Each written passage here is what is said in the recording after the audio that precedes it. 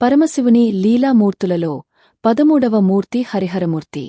అనగా ఆయన శరీరంలో సగభాగమును శ్రీమహావిష్ణువు స్వీకరించారు.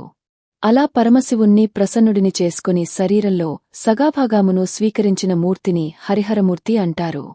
నీవు ఎటువంటి భక్తితో ఎటువంటి ఉపాసన చేసి శంకరుని అర్ధభాగమును పొందావో ఆ ఉపాయమును నాకు చెప్పవలసినది అని పార్వతీదేవి నారాయణుణ్ణి ప్రార్థన చేస్తే, శ్రీమన్నారాయణుడు పార్వతీదేవికి ఉపదేశం చేసిన స్తోత్రమే శివాష్టోత్తర శతనామ స్తోత్రము. ఈ శివాష్టోత్తర శతనామ స్తోత్రమును ఆధారము చేసుకుని పార్వతీదేవి శంకరుని శరీరంలో అర్ధభాగమును పొందింది. అది 14వ స్వరూపము. దానిని అర్ధనారీశ్వర స్వరూపము అని పిలుస్తారు. మనుష్య జన్మ ప్రయోజనం భగవంతునితో ఐక్యమే కనుక శివాష్టోత్తర శతనామ స్తోత్రమును ప్రదోషవేళలో చదవడం ఇహమునందు సమస్తమైన కోరికలను తీరుస్తుంది. పరలోక సుఖమును, భగవంతుని అనుగ్రహమును మనయందు ప్రసరింపజేస్తుంది. శివో మహేశ్వరః అని పిలుస్తారు. మహేశ్వరః అనబడే నామము చిత్రమైన నామము.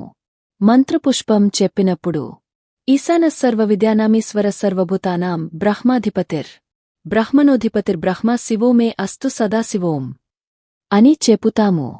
సర్వమంగళములకు కారణమైనవాడు, సర్వజగన్నిమాయకుడు, సృష్టిస్థితిలేలు చేసేవాడు తానొక్కడే అయివుండి, కాని సృష్టి చేసినప్పుడు ఒకడిగా, స్థితికారకుడిగా ఉన్నప్పుడు ఒకడిగా, లయకారకుడిగా ఉన్నప్పుడు ఒకడిగా, మూడుగా కనపడుతూ ఆయన అనుగ్రహము చేత జ్ఞానము కలిగినప్పుడు అవి మూడు కావు ఒక్కటే అన్న జ్ఞానము ఎవరినుంచి ప్రసరిస్తుందో ఆయన మహేశ్వరుడు.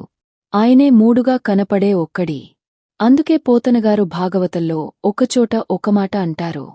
ఈ వీడియో నచ్చినవాళ్లు మన ఛానల్ని సబ్స్క్రైబ్ చేసుకోండి, అలాగే లైక్ చేయండి, తరువాత మీ ఫ్రెండ్స్ అందరికీ షేర్ చేయండి. మీకు నచ్చిన సెలబ్రిటీ జీవితం తెలుసుకోవాలి అంటే కామెంట్ సెక్షన్లో కామెంట్ చేయండి.